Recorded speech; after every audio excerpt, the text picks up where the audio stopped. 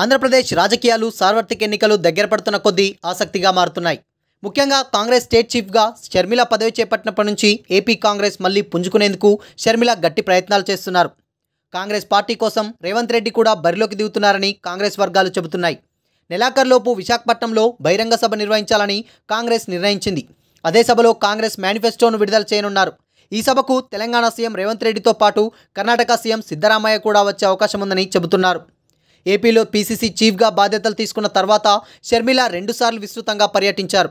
అయితే ముఖ్యమైన నాయకులతో ఓ బహిరంగ సభను ఇంకా ప్లాన్ చేసుకోలేదు. షర్మిల తన కుమారుడి వివాహ వేడుకల్లో బిజీగా ఉన్నారు. 17వ తేదీన వివాహం పూర్తయింది. అందుకే 25వ తేదీన బహిరంగ సభ ఏర్పాటు చేయాలన్న ఆలోచనలో ఉన్నారు. తిరుపతిలో భారీగా జన సమీకరణ చేయాలని నిర్ణయించుకున్నారు. ఇటీవల షర్మిల రేవంత్ రెడ్డిని కలిసి ఏపీ రాజకీయాలపై చర్చించారు. కాంగ్రెస్ పార్టీ బలోపేతం కోసం ఏం చేయాలన్న దానిపై మాట్లాడారు. బహిరంగ సభలకు తాను హాజరవుతానని రేవంత్ రెడ్డి కూడా భరోసా ఇచ్చినట్లు చెబుతున్నారు. కాంగ్రెస్ పార్టీ ఏ జిల్లా నుంచి ఎన్నికల శంఖారావాన్ని మొదలుపెట్టిందనే విషయాన్ని పార్టీ సీనియర్ నేత రఘువీరారెడ్డి ఇవాళ మీడియాకు తెలియజేశారు. ఏఐసీసీ చీఫ్ మల్లికార్జున ఖర్గేతో మాట్లాడి అనంతరం జిల్లా నుంచి ఎన్నికల శంఖారావం ప్రారంభిస్తామని వెల్లడించారు. పెద్ద ఎత్తున ఎన్నికల ప్రచారాన్ని ప్రారంభిస్తామని వెల్లడించారు.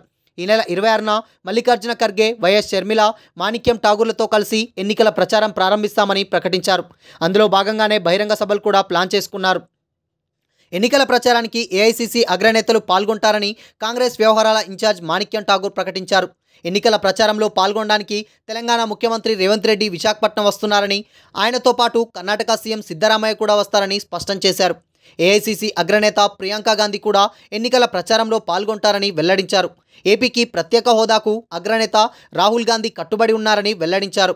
తమ అజెండా చాలా క్లియర్గా ఉందని స్పష్టం చేశారు. మరోవైపు సీఎం జగన్ ఏపీ ప్రయోజనాలను బీజేపీ దగ్గర తాకట్టు పెట్టారని మండిపడ్డారు. రేవంత్ రెడ్డికి ఏపీలోనూ మంచి క్రేజ్ ఉంది. ఆయన బహిరంగ సభకు వస్తారంటే జనం పెద్ద ఎత్తున తరలివచ్చే అవకాశం ఉంది. రేవంత్ రెడ్డి పేరును ఉపయోగించుకొని రెడ్డి వర్గాన్ని, దళిత, మైనార్టీలను కాంగ్రెస్ పార్టీ వైపు ఆకర్షించాలని గట్టి ప్రణాళికలు రెడీ చేసుకుంటున్నారు. తిరుపతి సభకు మంచి ఆదరణ లభిస్తే తర్వాత రేవంత్ రెడ్డితో వరుస సభలు నిర్వహించే ఆలోచనలో ఏపీ పీసీసీ వర్గాలున్నాయి.